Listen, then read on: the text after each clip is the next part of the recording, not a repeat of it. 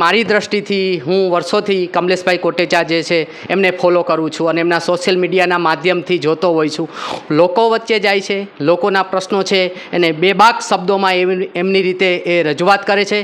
અલગ અલગ કચેરીઓમાં જઈ અને જે ખાતાકીય જે પ્રશ્નો હોય છે એના નિરાકરણ માટે જાય છે. પ્લસ લોકોની વચ્ચે રહી અને લોકોની સમસ્યાઓને ઉજાગર કરતા હોય છે. તો આપણે એમના મુખે જાણવા માટે પ્રયત્ન કરશું કે કમલેશભાઈ, તમે અત્યાર સુધીના કેવા કાર્ય કર્યા અને એમાં તમને કેવી સફળતા મળી?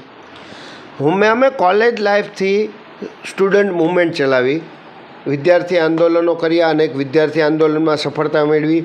કોલેજ પૂરી કરી પછી જ્યારે રાજકીય અથવા તો સોશિયલ લાઈફ શરૂ કરી ત્યારે અમે શરૂઆતમાં રક્તદાન કેમ્પ, મેડિકલ કેમ્પ, આ ટાઈપના એક સોશિયલ કામો કરતા હતા.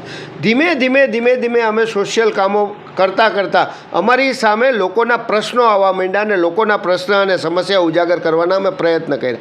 આવી રીતે એક્સિડન્ટલી અમે રાજકારણમાં પદાર્પણ કરી નાખ્યું અને અમે લોકોની સમસ્યા ઉજાગર કરવા માટે લોકો વચ્ચે ગયા, લોકોના પ્રશ્નો સાચી જગ્યાએ મક્કમતાથી વિનમ્રતાપૂર્વક જે તે અધિકારીને રજૂઆત કરી.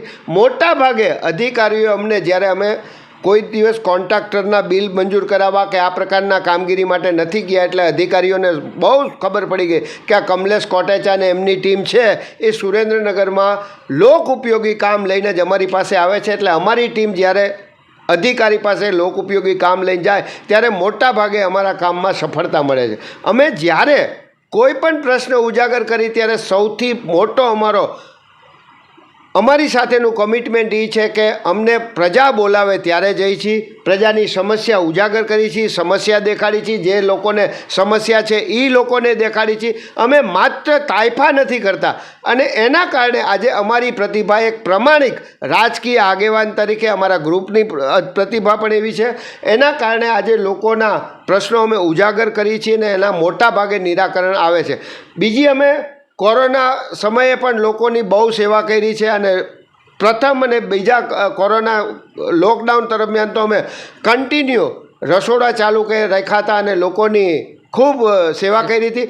આ બધા કામગીરી કરવાથી અમને અત્યારે વ્યક્તિગત રીતે રાજકીય આગેવાન તરીકે, સામાજિક આગેવાન તરીકે ખૂબ સંતોષ છે.